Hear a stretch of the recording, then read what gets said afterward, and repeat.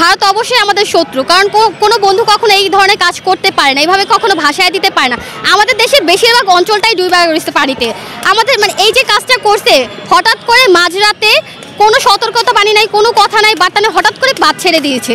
আর এখানে কথা হইতেছে, অনেকে বলছে যে ভারত যদি বাদ না ছাড়তো তাহলে নাকি ভারত নিজেই ডুবে যেত। এখন আমাদের কথা হইতেছে উজানে কেন বাদ দেওয়া হবে? ফারাক্কা যে বাঁধ সেটা ইন্টারন্যাশনাল, সেটা বৈধ হয়, আমরা মানি, কিন্তু বাকি যেসব বাঁধগুলো আছে এগুলো তো সব অবৈধ। উজানে কেন বাদ দেওয়া হবে? আমরা প্রথমে এটা দাবি করবো, উজানে কেন বাদ দিবে? এই যে বাঁধগুলো হয়েছে, যে ডুম্বুর বাঁধ, সেটা হইতেছে প্রায় 30 বছর পর সেটা খোলা হয়েছে। এটা অবশ্যই শত্রুতা করে ছাড়ছে। এটা কখনো আমরা এটা বলতে পারবো না যে তারা আমাদের বন্ধু। এটা বললে আমাদের কান্না পায় যে এই কাজটা করতে হচ্ছে। আমাদের দেশের বেশিরভাগ মানুষ এখন পানিতে ডুবে আছে, তাদের এখন নিঃস্ব হয়ে গেছে।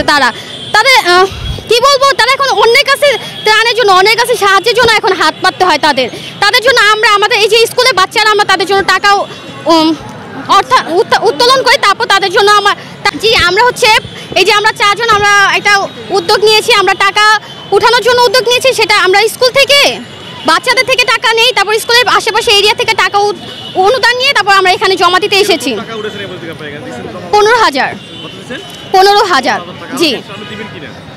হ্যাঁ, ইচ্ছা আছে, দেখি আল্লাহ বাঁচালে অবশ্যই আমরা আরও চেষ্টা করব তাদের জন্য কিছু করার। আমাদের ইচ্ছা আছে, তাদেরকে আমরা আরও হেল্প করবো। যদি পানি কমে তাহলে আমরা তাদেরকে আরোভাবে সাহায্য করার ট্রাই করব। এক কথায় বলতে চাই, আমরা দিয়েছি নানি আর ভারত দিয়েছে পানি। সিরিয়াসলি, নানিকে যদি শ্বশুরবাড়ি না পাঠাইতাম তাহলে নানা পানিটা ছেড়ে দিত না, এটা তো বলতে চাই। হ্যাঁ, এটা আমরা মানি, সবাই এটাই মানি। আমরা বাঙালিরা এটাই বলি যে আমরা ভারতকে কন্যা দিচ্ছি, ভারত আমাদেরকে বন্যা দিচ্ছে। তারা তো আগাম সতর্কতা দিতে পারতো। আগাম সতর্কতা দিলে বাংলাদেশের সরকারও তো একটা পদক্ষেপ নিত। তারা হয়তো ওই এলাকার মানুষগুলোর সরায় নিত, অন্তত তারা সবকিছু হারায় নিঃস্ব হতো না, একটা সেফ জায়গায় তারা থাকতে পারতো। এখন তারা সবকিছু হারায় নিঃস্ব। তারা যদি একবার আগাম সতর্কতা দিত আজকের কাহিনীটা হতো না।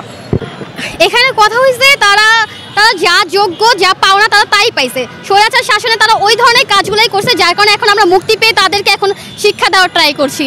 আসলে যদি দেখা যায়, যদি তাদের ইতিহাস ঘাটা যায়, তাহলে দেখা যাবে তারা আসলে ওই ধরনের কাজই করছে যেগুলো তারা এখন পাওনা ফেরত পাচ্ছে।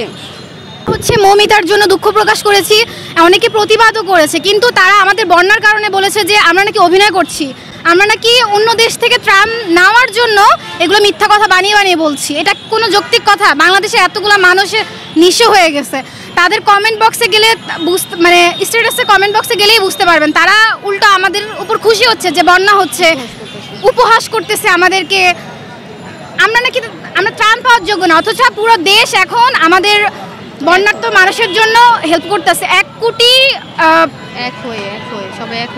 সবাই এক হয়ে সাহায্য করতেছে, এমনকি 1 কোটির উপরে টাকা উঠেছে ত্রাণ। আমরা কি ভিক্ষুক নাকি? আমরা পুরো দেশের মানুষ একসাথে হয়ে কাজ করতেছি একটা অঞ্চলের জন্য। এটা কোনোভাবেই যৌক্তিক না যে তারা বলেছে যে আমরা বানিয়ে বলেছি, মিথ্যা কথা বলেছি অন্য দেশ থেকে ত্রাণ পাওয়ার জন্য। আসলে এটা মানার যোগ্যই না। আমি একটা কথা বলতে চাই, ভারত বলছে যে ভারত থেকে নাকি, ভারতের এক দাদা বলছে যে ভারত থেকে 1 টাকা ত্রাণ পাঠানো হবে না। তাহলে তার প্রতি একটা কথা, আরে দাদা, বাংলাদেশের মানুষ যে পরিমাণ ত্রাণ দিচ্ছে, আপনারা যদি হাত পাতেন না আপনাদের হাত ভরা যাবে, আপনার হাত পড়া যাবে। বাংলাদেশকে কারো কাছে হাত পাততে হবে না। বাংলাদেশের মানুষ যে পরিমাণ ত্রাণ দিতেছে, ঢাকা বিশ্ববিদ্যালয়ের টিএসসিতে এসে দেখেন। আর যদি আসুনা ফাউন্ডেশনের কথা শুনেন, আপনারা তো ওখানেই হার্ট অ্যাটাক করবেন।